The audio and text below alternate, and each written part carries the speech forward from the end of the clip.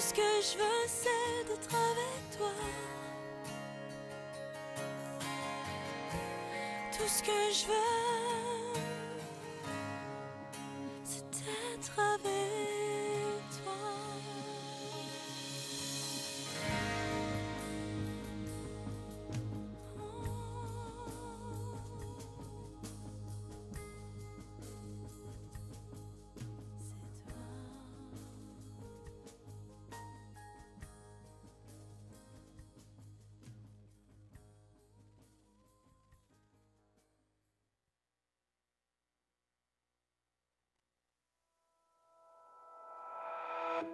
Éveille mon être à te louer, à t'adorer. Éveille mon âme, que devant toi elle se répande. Éveille mon cœur à ton amour et qu'il te le rende. Tout comme flot coulant de mon être entier. Éveille mon cœur.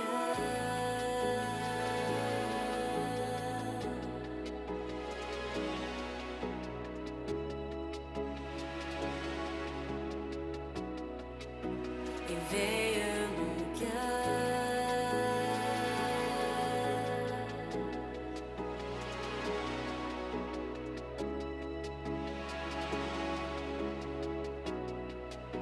Éveille mon être à te louer, à t'adorer. Éveille mon âme, que devant toi elle se répande. Éveille mon cœur à ton amour et qu'il te le rende. Tout comme flot coulant de mon être entier. Éveille mon cœur, Seigneur, à te louer en esprit et vérité. Oh,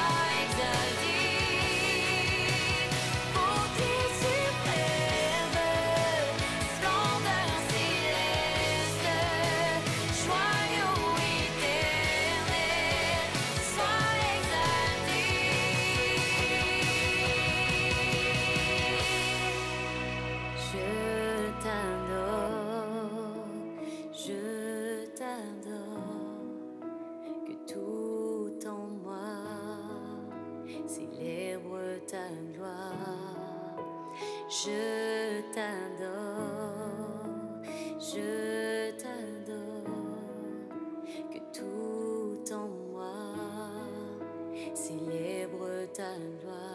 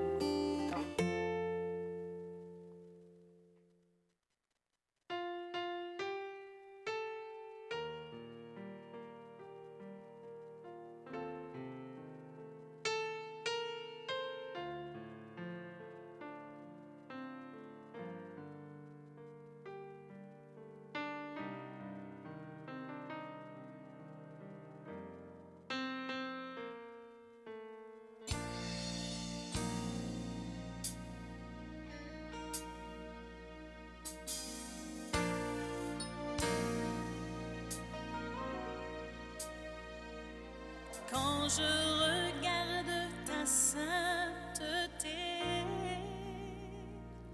et quand je contemple ta beauté, les choses qui m'entourent ne valent plus rien pour moi.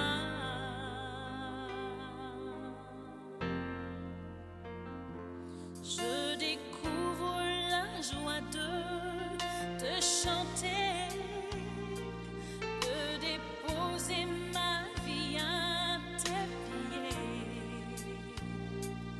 Il n'y a que toi qui apporte pour moi. Je veux t'adorer,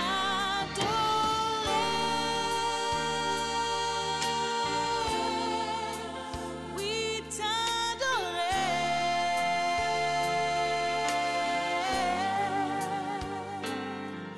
Ma raison de vivre, c'est de t'adorer.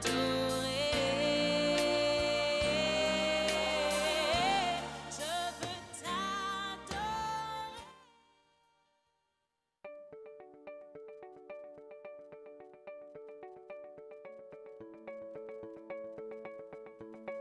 Bonjour, mon nom est Marie-France Bergeron et bienvenue à l'église communautaire Mountain View, une église où tous sont invités à découvrir et expérimenter Jésus pour ensuite influencer leur communauté. Pour ceux de vous qui sont nos invités pour une première fois, sachez que nous sommes un groupe de croyants passionnés par une foi en Jésus. Comme vous pouvez le constater, nous sommes également multigénérationnels. Les gens associés à notre Église sont à différents niveaux dans leur parcours de foi et notre désir est que chacun soit rencontré dans son besoin spirituel. Vous allez découvrir que nous sommes une Église qui aime chanter et proclamer la parole de Dieu. Alors, bienvenue à cette célébration.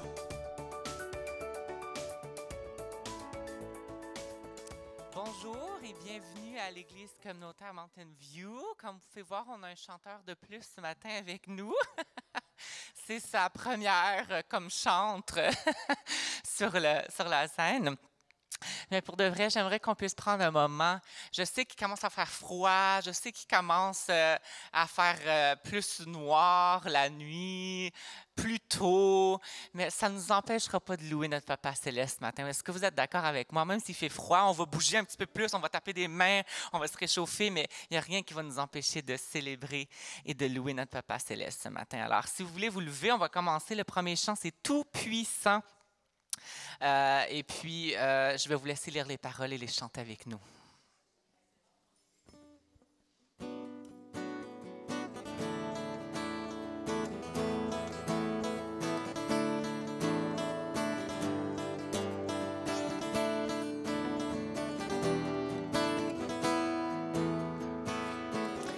Tu es grand et admirable, tu es saint et véritable, éternel, incomparable, tu es là. Tu es fort et insondable, infini et redoutable, majestueux et immuable, tu es là. Nous te chantons, nous proclamons, tout-puissant, souverain, tu tiens ma vie dans ta main, rédempteur, couronné, par toi je suis libéré, tout-puissant, souverain, tu tiens ma vie dans ta main, rédempteur, couronné, par toi je suis libéré. Chantons, tu es grand et admirable, tu es saint et véritable,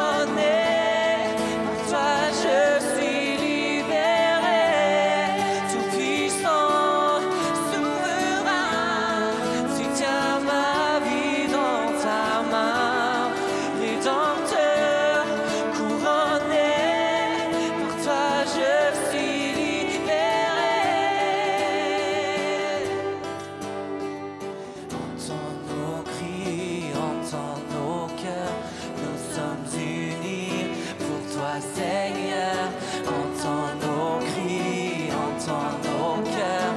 Nous sommes unis pour toi, Seigneur. Entends nos cris, entends nos cœurs.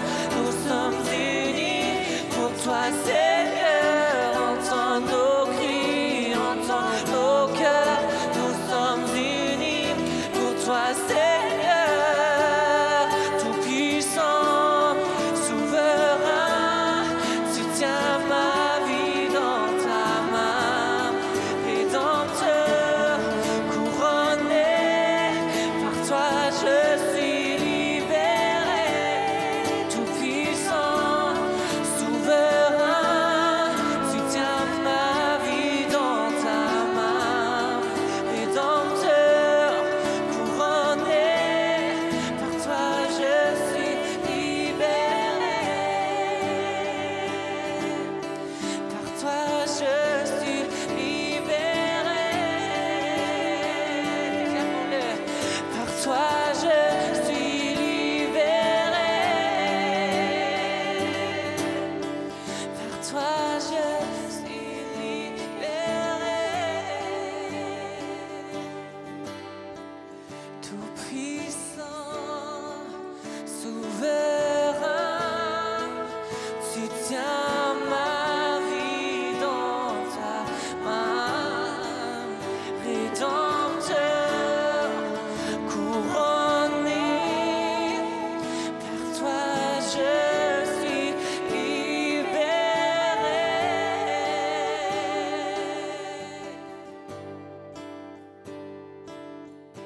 Appris de moi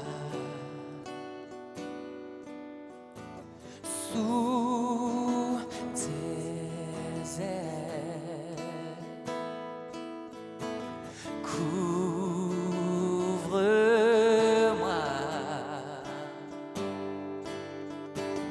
par ta main puissante.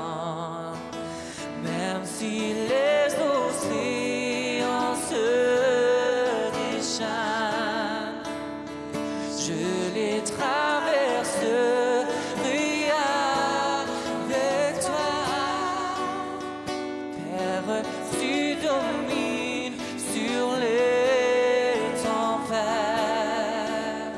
Je suis tranquille car tu es là. En Jésus seul, je me confie.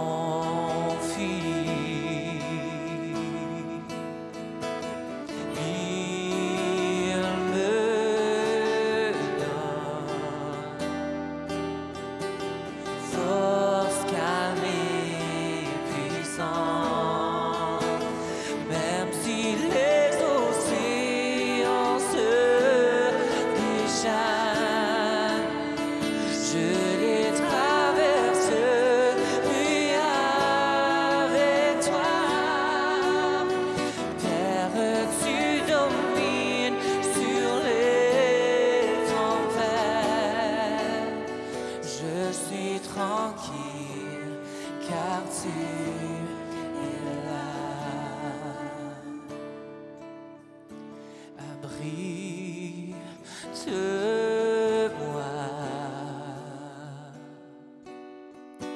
sous tes ailes. Couvre-moi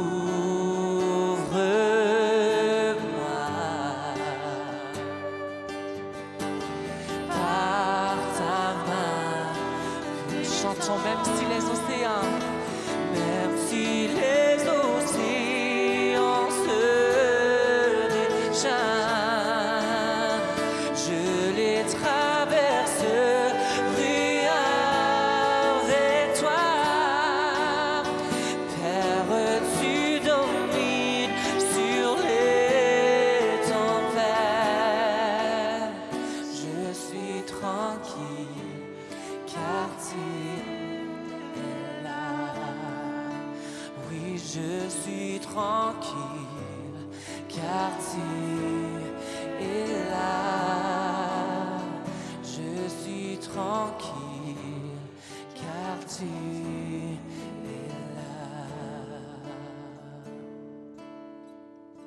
Je te donne mon cœur.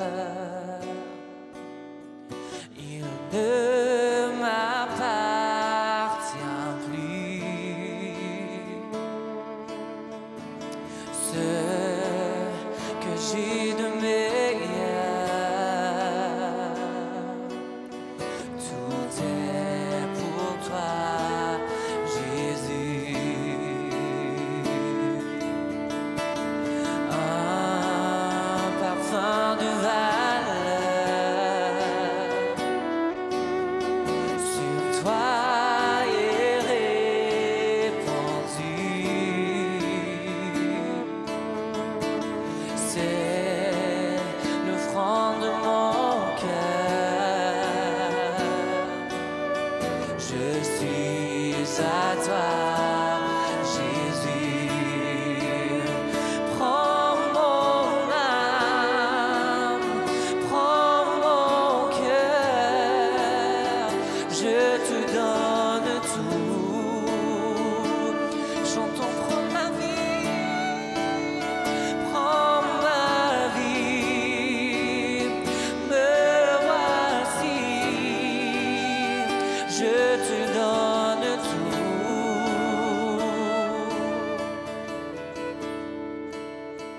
Mon cœur est à toi,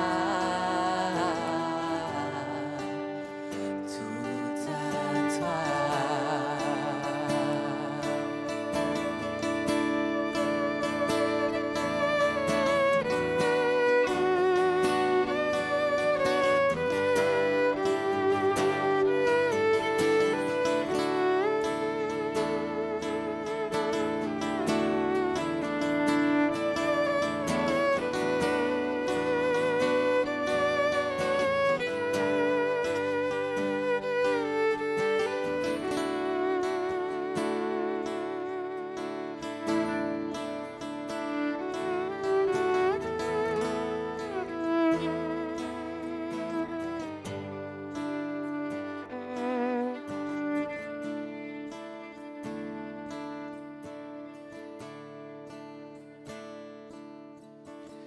Je te donne mon cœur. Il ne m'appartient plus. Ce que j'ai de meilleur, oh, tout est pour toi, Jésus. Oh, prends mon âme, prends mon cœur, je te donne tout. Oh, prends ma vie, me voici, je te donne tout. Chantons, prends mon âme, prends mon âme, prends mon cœur, je te donne tout.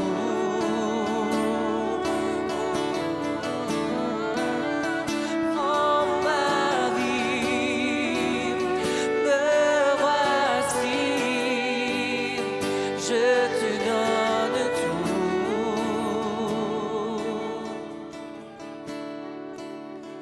Mon cœur est à toi, tout à toi.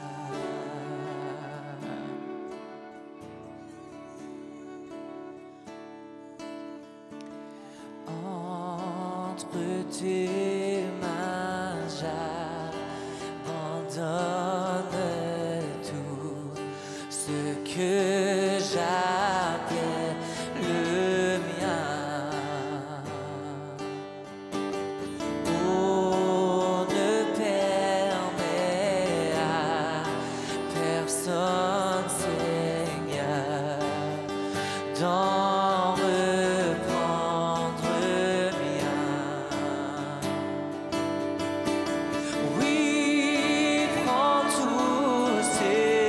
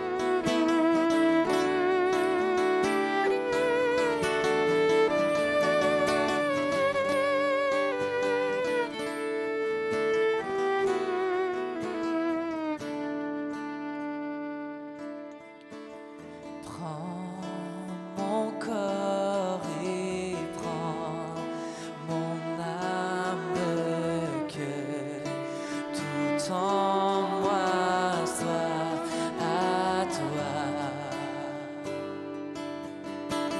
Que par ta divine flamme tout mal soit détruit en moi. Oui, prends tout, Seigneur. Oui, prends tout, Seigneur. Prends mon corps et prends mon âme, règne sur mon cœur. Oui, prends tout, Seigneur. Oui, prends tout, Seigneur. Entre tes mains, j'abandonne tout avec bonheur. Entre tes mains, j'abandonne tout avec bonheur.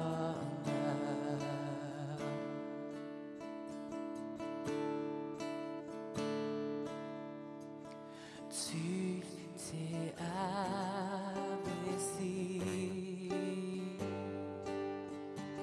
pour l'humanité.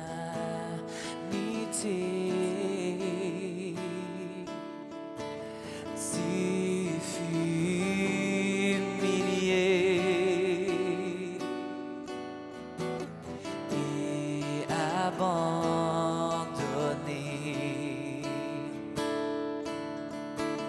Ta mort est ma vie.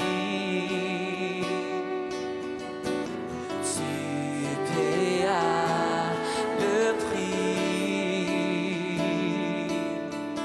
sans crainte aujourd'hui.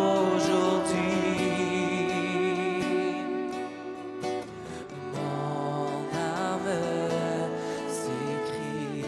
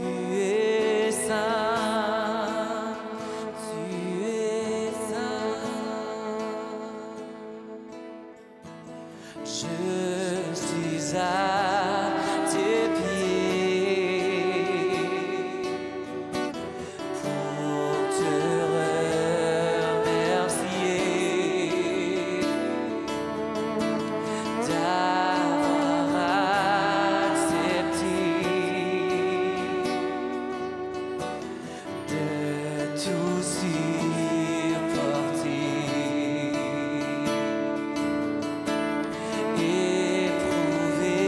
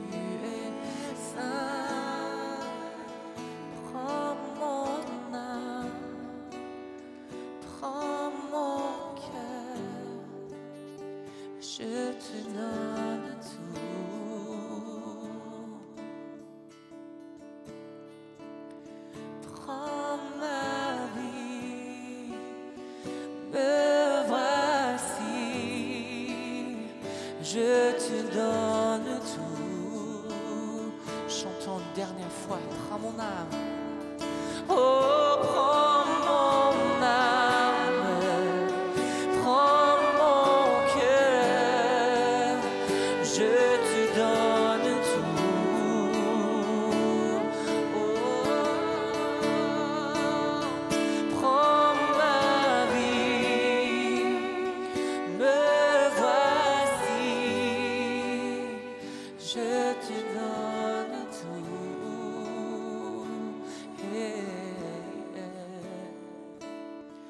Mon cœur est à toi,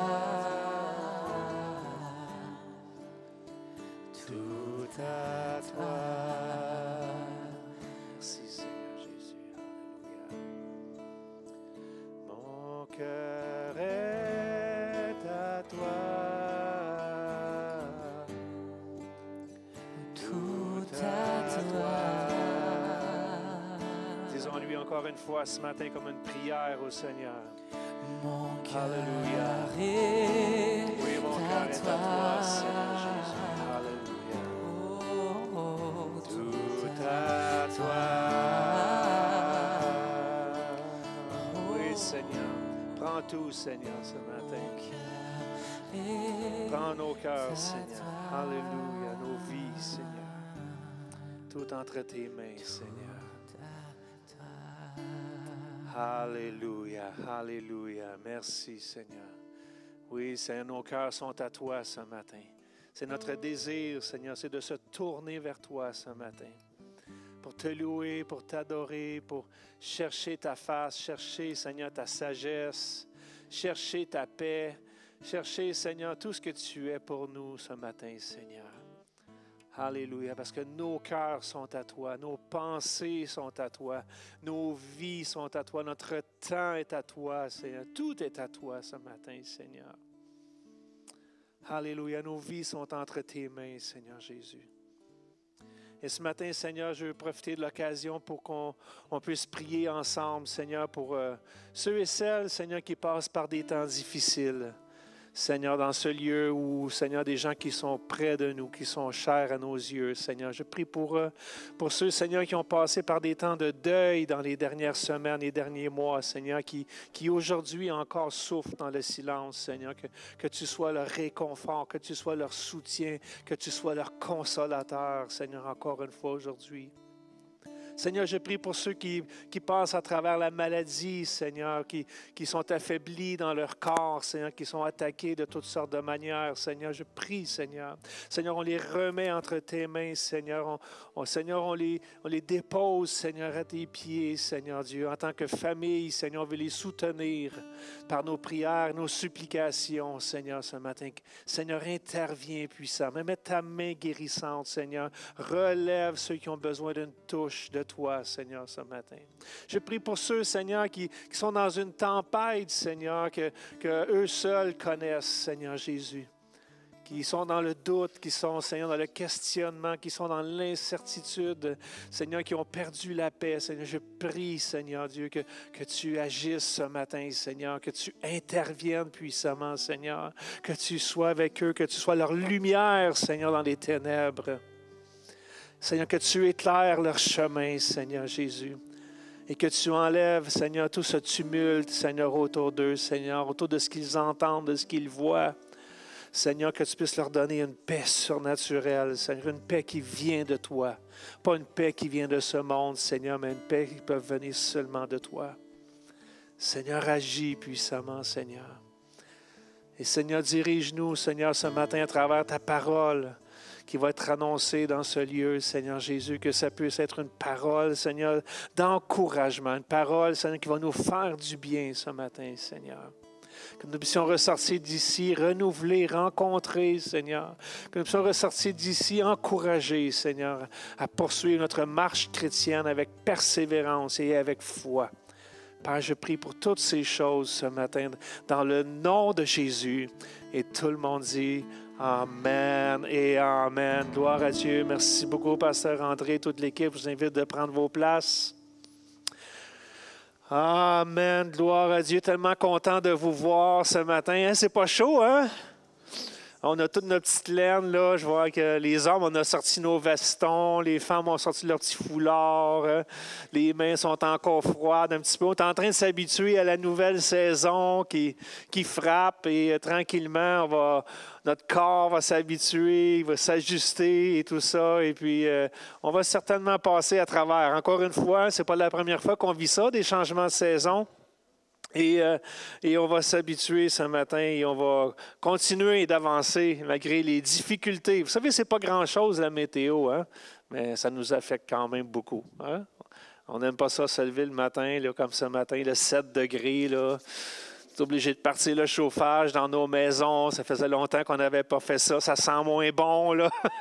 Il y a comme de la poussière accumulée. Là, puis là, ça sent... Ouais, vous savez ce que ça sent? Ben, c'est ça. Chez nous aussi, ça sent la même affaire.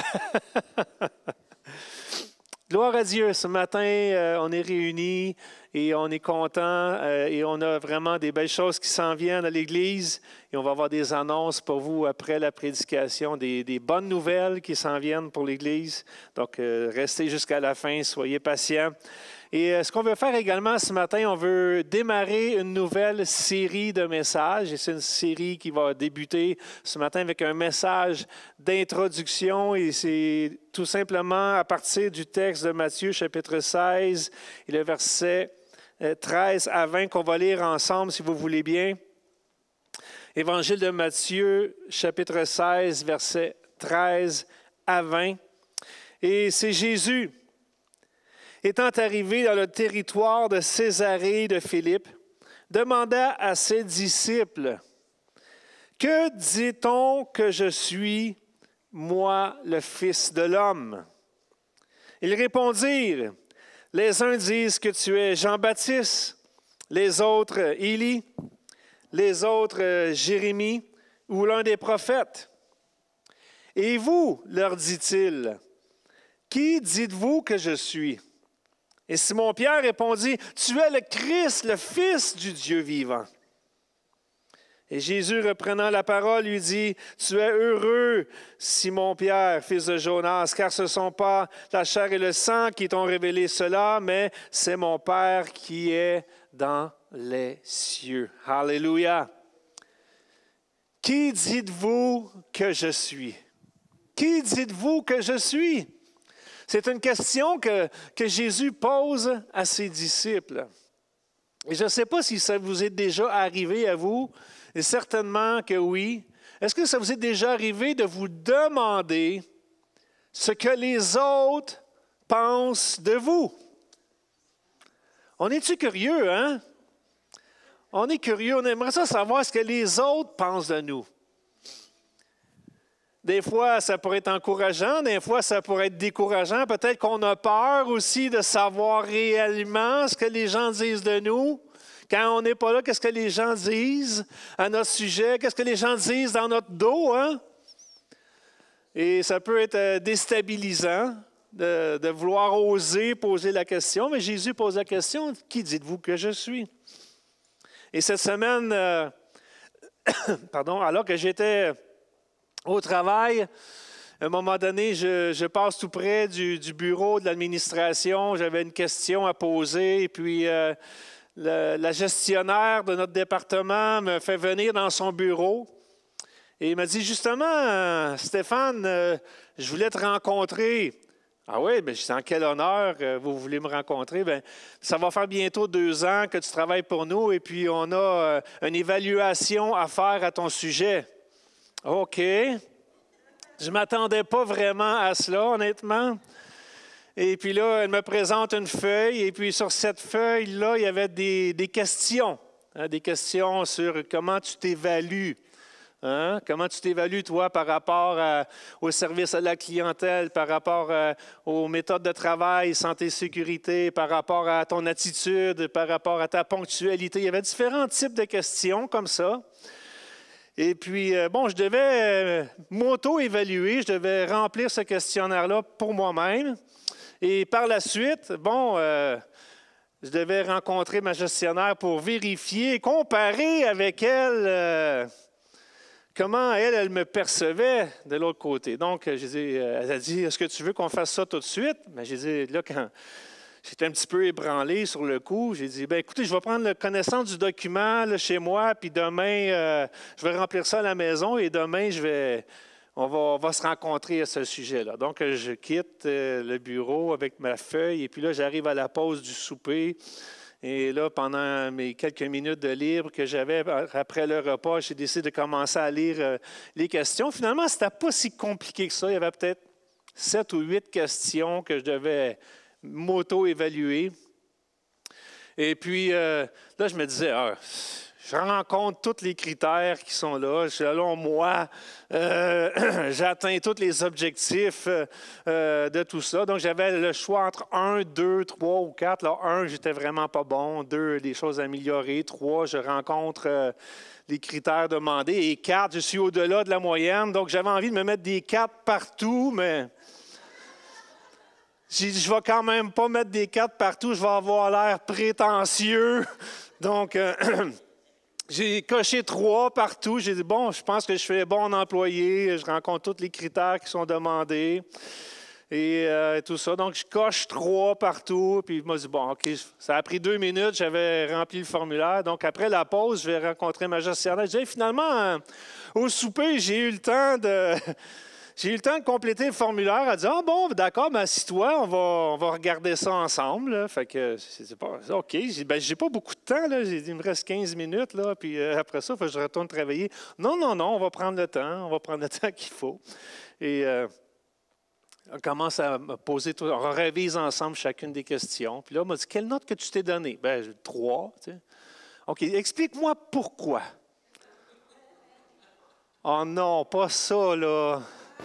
Il ne faut pas en plus que je dise pourquoi je me suis donné 3. Là. Bon, fait que là, je n'avais vraiment pas pensé à celle-là. Là. Donc, là, le questionnaire devenait un peu plus corsé, là, devenait un petit peu plus touché, si on peut dire, là, excusez l'anglicisme, mais pointilleux un peu. Fait que, bon, j'ai quand même réussi à improviser des bonnes réponses. Bon, et en général, elle était sensiblement du même avis que moi, là, à l'exception de peut-être 1 ou 2 questions qu'elle m'aurait donné un 2 plutôt qu'un 3. Mais là, j'étais-tu content de ne pas m'avoir donné des 4 partout? Tu sais? Là, j'avais chaud. Mais finalement, bon, ça s'est très, très bien passé. Bon, on a discuté. Il y avait un point que, selon elle, sur lequel je devais travailler. Puis bon, elle a exprimé son point de vue, je l'ai écouté. Puis mon professionnel des communications, j'ai acquiescé à son point de vue. J'ai dit, bon, d'accord, je m'engage à travailler sur ce point-là dans la prochaine année pour qu'on puisse continuer de s'améliorer.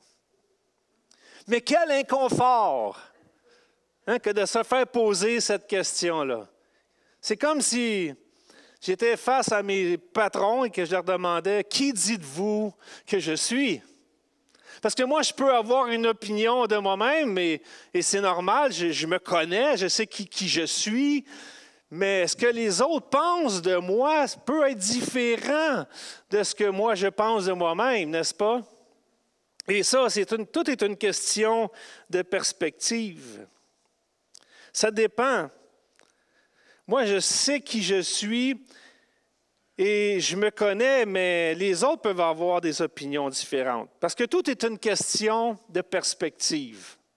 Hein? Tout est une question de comment on voit les choses. Vous savez, comment ma femme me voit, c'est une perspective. Ce que mes enfants perçoivent, ce que mes voisins perçoivent, ce que mon employeur perçoit, ce que mes amis perçoivent, ce que mon Église perçoit même.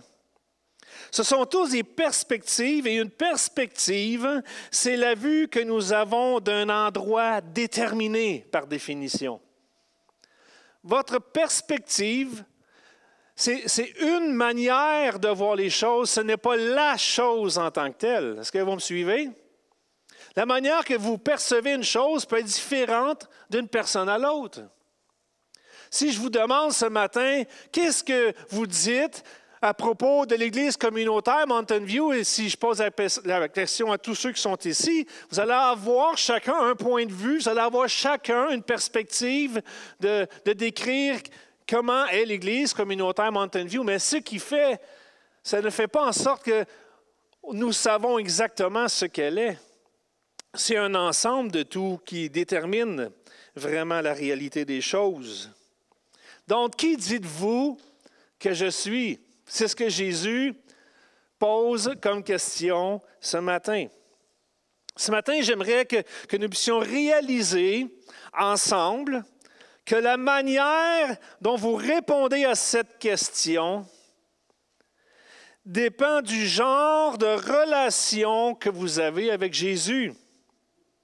Et que cela ne définit pas nécessairement qui est vraiment Jésus.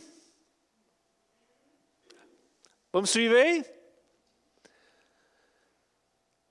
La perspective que nous avons de Jésus ne détermine pas qui il est réellement. Parce que notre perspective, c'est seulement notre opinion, c'est seulement la manière dont nous, on le voit, nous, on le perçoit. Il y a un contexte dans le texte. Depuis un certain temps déjà, Jésus a commencé à exercer son ministère, soit celui d'annoncer la bonne nouvelle d'un monde meilleur à venir. Dans Matthieu 4, naturellement, déjà au début, Jésus enseigne ces choses-là. Il dit « Heureux les pauvres en esprit, car le royaume des cieux est à eux. Heureux les affligés, car ils seront consolés. Heureux les débonnaires, car ils hériteront la terre. Heureux ceux qui ont faim et soif de la justice, car ils seront rassasiés. Heureux les miséricordieux, car ils obtiendront miséricorde. Heureux ceux qui ont le cœur pur, car ils verront Dieu. Heureux ceux qui procurent la paix, car ils seront appelés fils de Dieu. Heureux ceux qui sont persécutés pour la justice, car le royaume des cieux est à eux.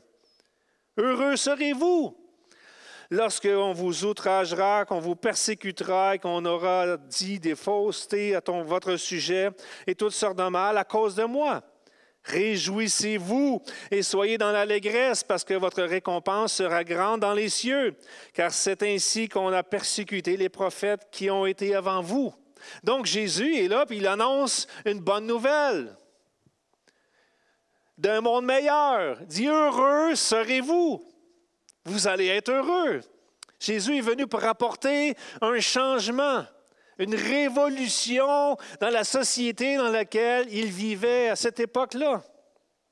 Il annonce les choses qui ont rapport avec le royaume des cieux et du chemin à emprunter pour y avoir accès. Jean 14, 6, on dit « Je suis le chemin, la vérité et la vie.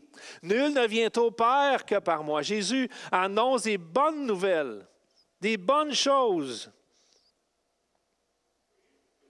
Non seulement il annonce les choses à venir, mais il confirme aussi que ce qu'il dit est vrai avec les signes, les prodiges et les miracles. Il confirme sa parole avec des signes, des prodiges et des miracles. Le pays, à cette époque-là, était sous l'autorité romaine et le peuple de Dieu était sous des menaces constantes. Tout le monde avait encore en mémoire ce qui était arrivé à Jean-Baptiste lorsqu'il avait été décapité. Tout le monde se rappelait de ça. Les disciples de Jésus étaient maltraités et persécutés par les Juifs de l'époque parce qu'ils enseignaient de nouvelles doctrines, qu'ils disaient, qui étaient contraires à la loi. Ils les accusaient même d'être des blasphémateurs. Donc, c'est dans ce contexte-là que Jésus et ses disciples ont débuté le ministère. Sous l'autorité romaine, les persécutions des autorités religieuses également, la vie n'était pas facile. Et c'est dans ce contexte culturel et social que Jésus pose la question à ses disciples, « Qui dit-on que je suis? Qu'est-ce que les gens disent de moi? » Et quand même, les réponses sont quand même intéressantes. Il y en a qui disent que tu es Jean-Baptiste. C'est quand même pas bête, là, comme réponse. Jean-Baptiste, c'est pas n'importe qui. D'autres disent que tu es Élie. D'autres disent que tu es Jérémie ou bien un prophète. Il semble que Jésus, malgré le fait qu'il dérangeait les coutumes et les autorités de l'époque avaient quand même un bon témoignage. Jésus avait un bon témoignage. Jean-Baptiste, Élie, Jérémie sont tous des personnages très respectés.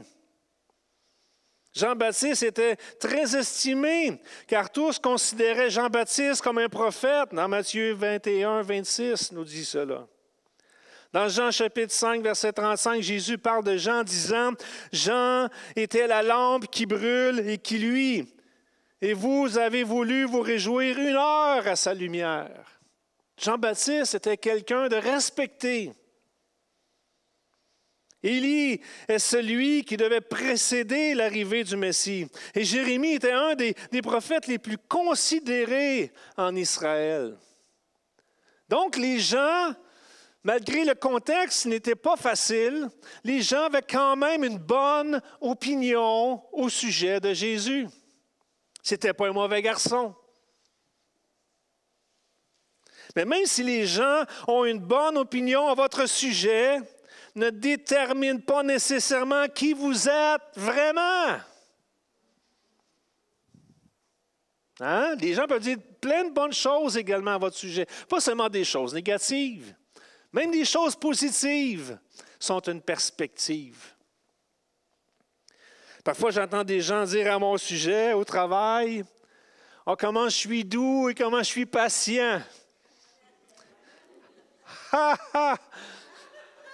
Parlez-en à ma femme, parlez-en à mes amis golfeurs quand ça ne va pas bien une journée. Là. Vous allez voir que je ne suis pas patient du tout. Une chance qu'il n'y a pas grand monde pour me regarder quand je joue au golf. Quand ça ne va pas bien. Au pire, on est 3 avec moi. Les 3 autres ne sont pas mieux que moi, fait que ça reste entre nous. C'est pas vrai. Même si les gens ont cette opinion-là de moi, qui n'est pas mauvaise en soi, ça ne veut pas nécessairement dire que je suis toujours doux et que je suis toujours patient. Même Jésus, aux yeux des personnes complètement indifférentes de son époque, était considéré comme un prophète. La perspective que les gens avaient de Jésus, même si elle n'était pas mauvaise en soi, était bien différente de ce qu'il est vraiment. Lorsque Jésus s'est fait baptiser, la Bible dit que le ciel s'était ouvert sur lui et la voix de Dieu le Père s'était fait entendre. Et qu'est-ce qu'il a dit? « Celui-ci est mon Fils bien-aimé, en qui j'ai trouvé mon plaisir, en qui j'ai mis toute mon affection. » Non seulement cela, mais toute la vie de Jésus avait prouvé qu'il était l'Emmanuel, comme on a vu la semaine passée, qu'il est le Dieu avec nous, qu'il est le Dieu en nous. Donc, comment ça se fait qu'avec une telle révélation de Dieu, lorsque Jésus s'est fait baptiser, il y a encore des gens qui disent que c'est Jean-Baptiste, que c'est Élie et que c'est Jérémie. C'est parce que le Père a dit. Il dit, voici mon Fils en qui j'ai mis toute mon affection. C'était le Fils de Dieu. Mais les gens disaient que c'était Jean-Baptiste, que c'était Jérémie, que c'était Élie. Et ce n'étaient pas des mauvaises personnes en soi, mais ce n'est pas ce que Jésus était.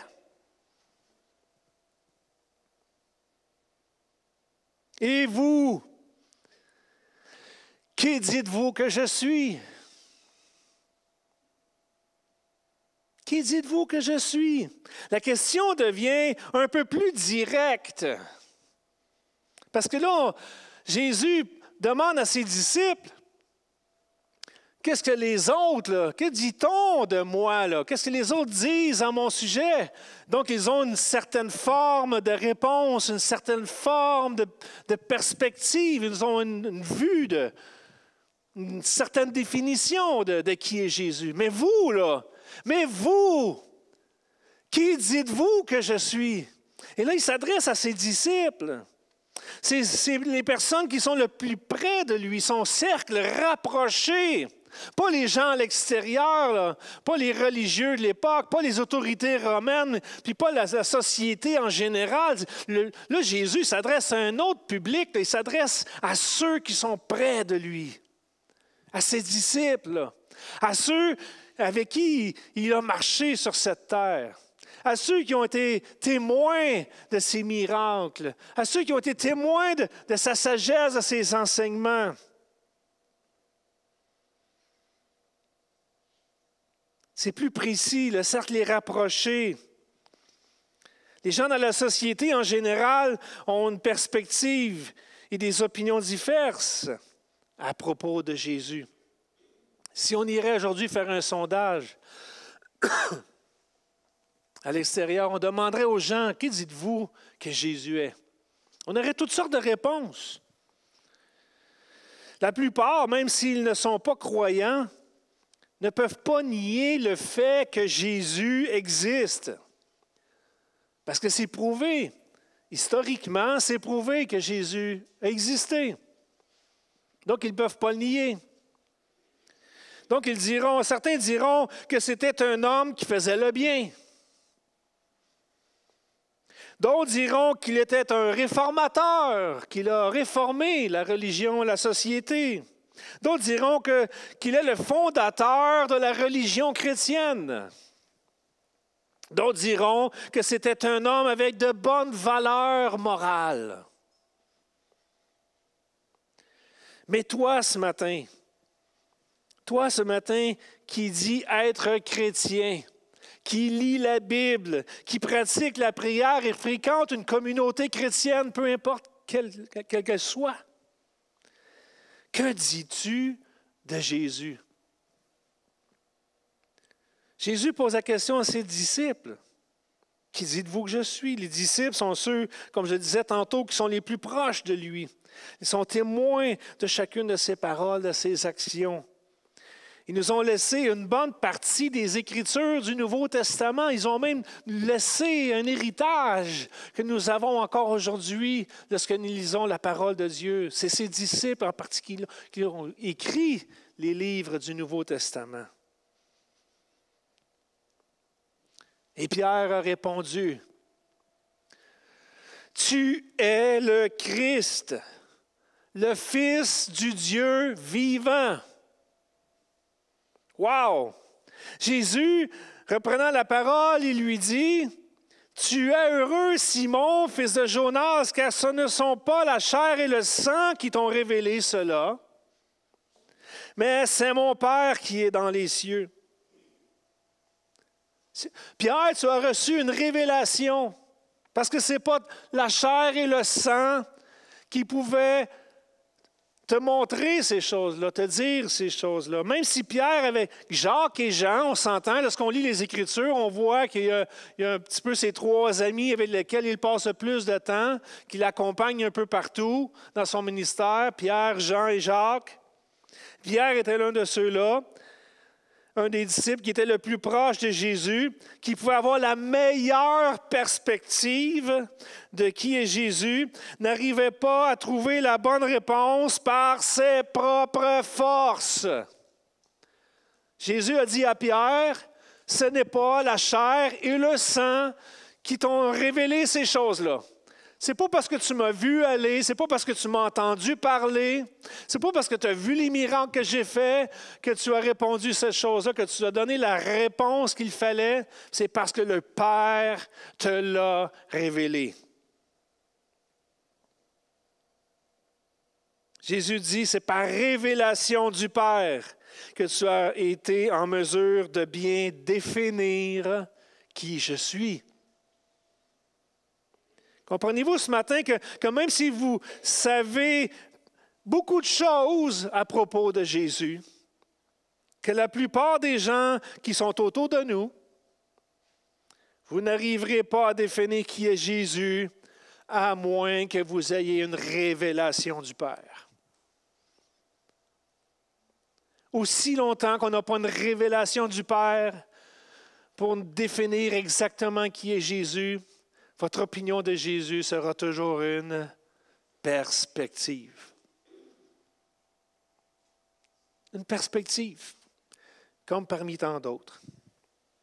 Votre perspective de Jésus est basée sur vos expériences. La perspective que j'ai de Jésus est basée sur mes expériences que j'ai vécues avec lui. Comment j'ai entendu parler de lui? Comment avez-vous entendu parler de Jésus? Va définir votre perspective.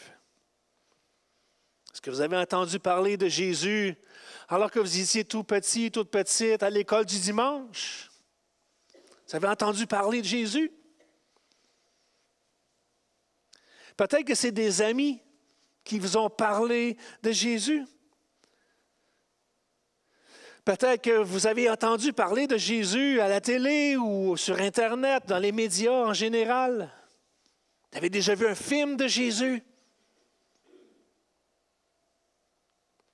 Peut-être que c'est votre famille qui vous a parlé de Jésus. Et tout dépendamment de quelle manière vous êtes venu à la connaissance de Jésus, cela va affecter votre perspective, de la manière que vous allez voir Jésus, de la manière qu'il vous l'a été présenté. Quelles sont les expériences que j'ai vécues avec Jésus? Est-ce que vous avez déjà vécu une guérison? Une délivrance? Il vous a sauvé? Il vous a pardonné vos péchés? Il vous a donné une paix que vous n'aviez jamais connue auparavant? Est-ce que ça, c'est les expériences que vous avez vécues avec Jésus personnellement, là? Si on écoutait les témoignages ce matin, probablement qu'on apprendrait que nos expériences sont tous différentes. De comment on a entendu parler de Jésus, puis qu'est-ce qu'on a vécu avec Jésus.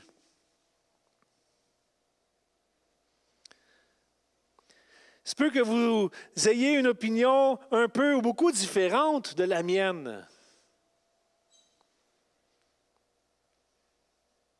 Dans quelle communauté chrétienne j'ai grandi? Moi, je n'ai pas toujours été dans une église qu'on peut dire aujourd'hui comme évangélique. Moi, j'ai grandi, si on peut dire, dans une église catholique, parce que mes parents étaient catholiques. Et même si mes parents n'étaient pas pratiquants, j'ai quand même reçu l'éducation catholique alors que j'étais un enfant, j'allais à l'école, j'ai vécu les sacrements, j'allais à l'église très rarement. Mais c'est quand même l'influence que j'ai reçue alors que j'étais petit. Peut-être que vous, c'est différent. Quelle prière Jésus a-t-il répondu? Vous savez, avant que notre famille, on quitte pour Haïti, j'ai beaucoup prié, et naturellement, parce que quand c'est pas pour aller en Haïti, vous savez, on en parle encore aujourd'hui dans les médias, tu pries beaucoup, tu jeûnes beaucoup, puis tu parles beaucoup avec le Seigneur avant de partir, parce que tu veux être sûr de ton coup. Puis moi, il y avait une prière que je faisais souvent, presque tous les jours. Je priais pour les 3 P. Je priais pour la puissance de Dieu sur ma vie, sur mon ministère, sur celui de mon épouse, celui de nos enfants, la puissance de Dieu. Je priais pour le 2e P, qui est la protection de Dieu. Ah, Seigneur, protège-nous. Protège-nous dans les transports, en avion, dans les rues de Port-au-Prince. Seigneur, protège-nous alors qu'on est à la maison, qu'on entend des coups de feu tous les soirs quand on va se coucher, qu'on entend les gangs de rue qui se promènent, on entend les sorciers chanter la nuit. Seigneur, protège-nous. Et le 3e P, Seigneur, pourvois à nos besoins.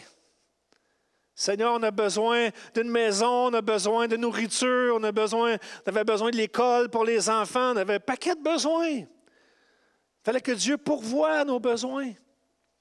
Et ça, c'était mes 3 P. Je priais toujours pour les 3 P. La puissance de Dieu, la protection de Dieu, la provision de Dieu. Ça est devenu un mécanique dans ma vie. Mais ça, c'est mon expérience personnelle dans la prière. Et c'est comme ça que j'ai appris à à me faire une perspective de qui est Dieu. Je voyais Dieu comme étant tout-puissant. Je voyais Dieu comme étant le protecteur sur ma vie et ma famille. Je voyais Dieu comme étant celui qui pourvoit à mes besoins. Mais vous, peut-être que vous avez d'autres sortes de prières. Vous demandez autre chose à Dieu. Et selon les prières que vous demandez au Seigneur, va définir votre perspective de qui est Jésus. C'est pour ça qu'à moins d'avoir une révélation de qui est Jésus, toutes nos opinions ne demeurent que perspectives. On a une perspective de qui est Jésus. Et cette série-là qu'on entreprend ce matin, c'est un message d'introduction, mais dans les prochaines semaines, dans les 4 prochaines semaines, on va voir ensemble qui est Jésus, le don de Dieu. Dieu nous a donné Jésus, son Fils unique, afin que quiconque croit en lui ne périsse pas, mais qu'il ait la vie éternelle. C'est le don de Dieu. Jésus, c'est le don de Dieu. C'est le Fils de Dieu. C'est le Christ, le Fils du Dieu vivant.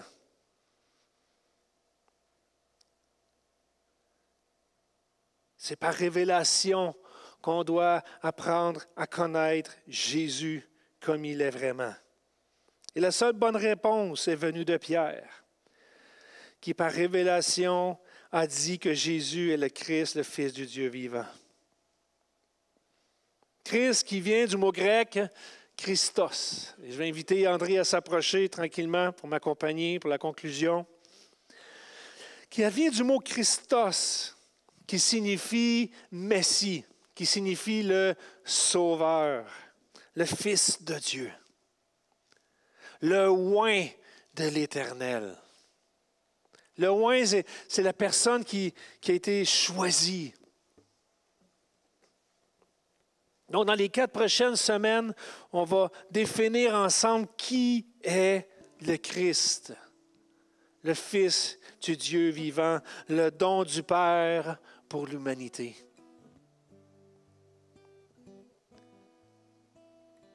Qui est Jésus? Quels sont les ministères, les dons, quelles sont la manière qu'est-ce que Dieu a voulu nous communiquer à travers Jésus? C'est ça qu'on va regarder dans les 4 prochaines semaines. On va le voir comme prophète. On va le voir comme le rabbi, le maître.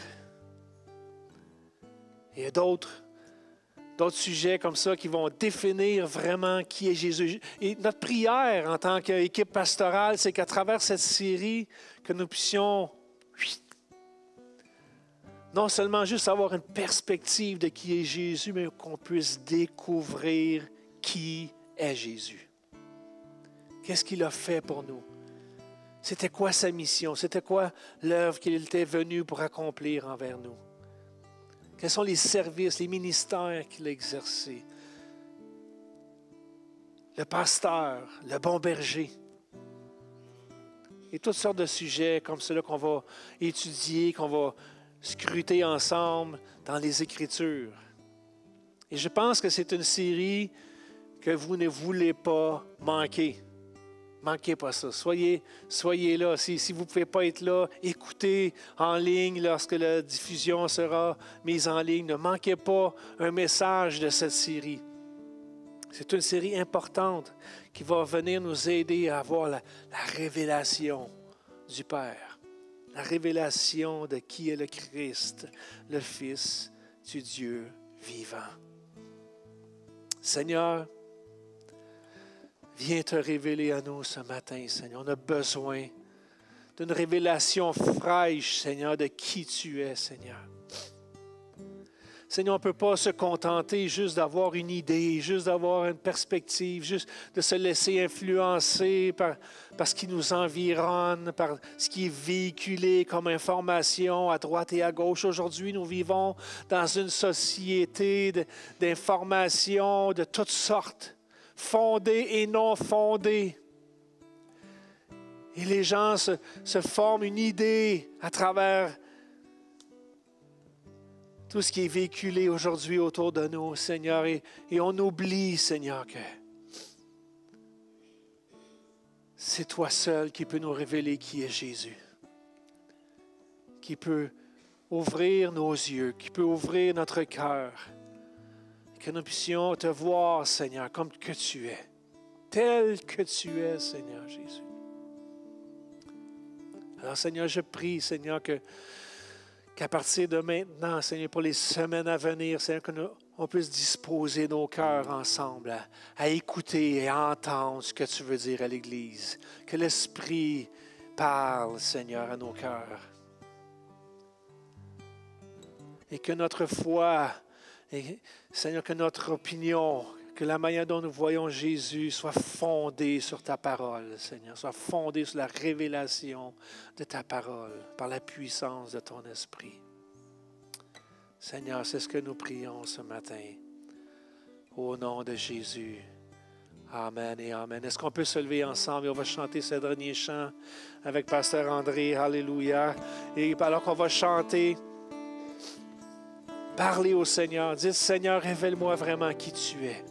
Viens te révéler à mon cœur, Seigneur, parce qu'on a besoin de toi ce matin.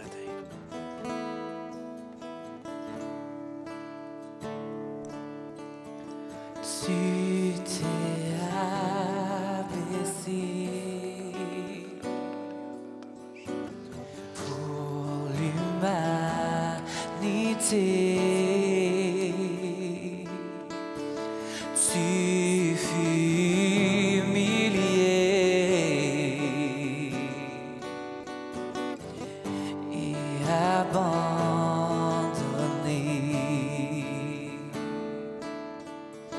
Ta mort est ma vie.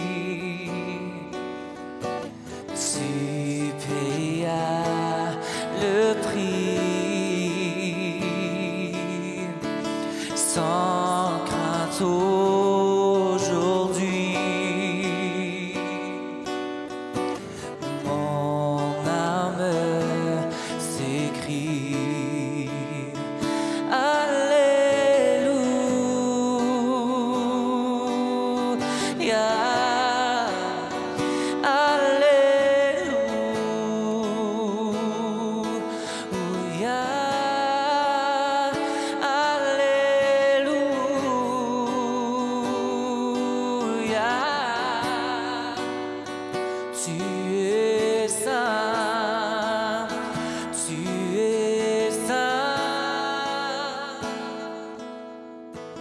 je suis à tes pieds pour te remercier d'avoir accepté de tout supporter. Éprouvé, je tiens, pardonné, je viens, avec tous les saints. Oh, chanter, tu reviens.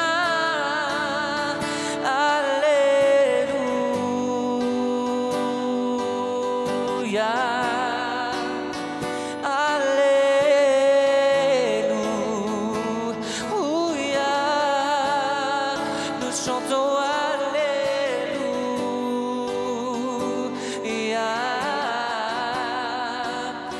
Tu es saint, tu es saint. Oh Alléluia, Alléluia, Alléluia. Oh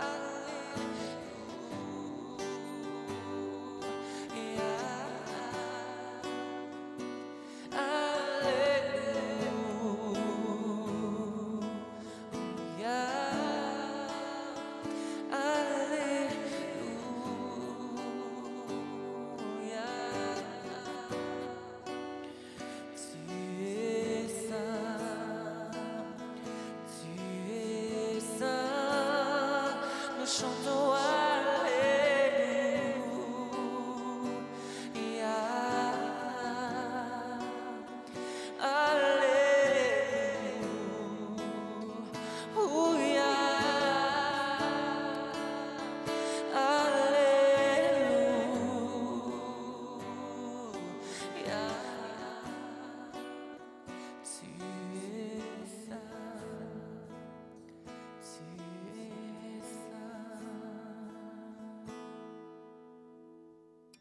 Oui, Seigneur, toi la gloire, toi l'honneur, Seigneur, toi la louange, Seigneur Jésus.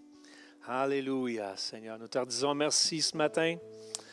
Merci pour ta présence au milieu de nous, Seigneur. Merci de prendre soin de chacun de nous. Merci pour ces dîmes et ces offrandes que nous venons de recueillir. Seigneur, on te demande de les bénir, Seigneur, de les multiplier.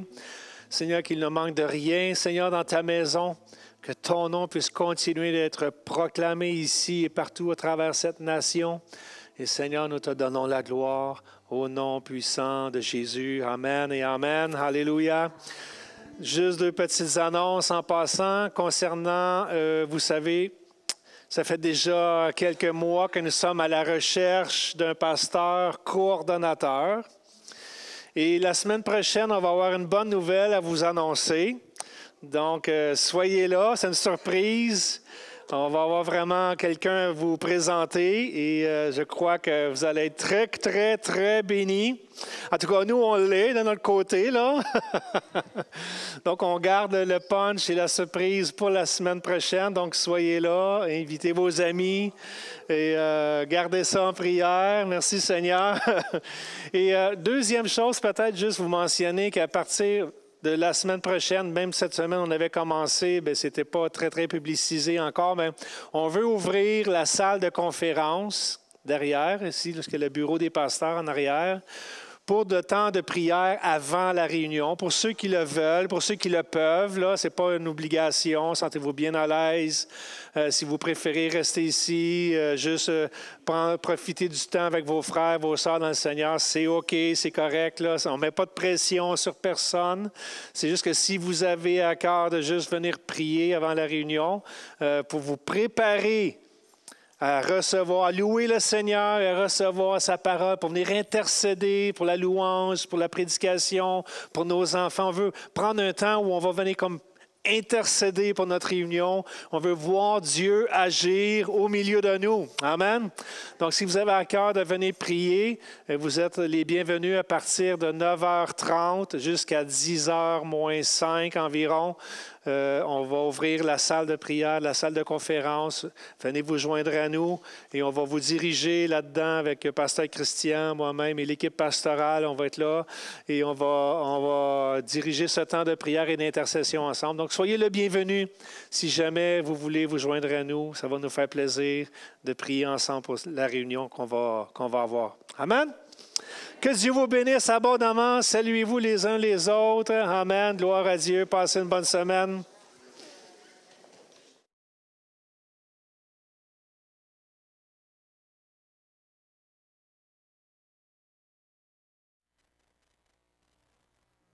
Et quand je contemple ta beauté,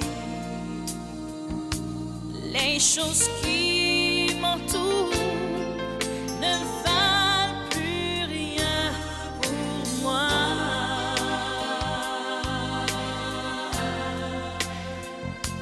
Je découvre la joie de chanter, de déposer ma vie à tes pieds.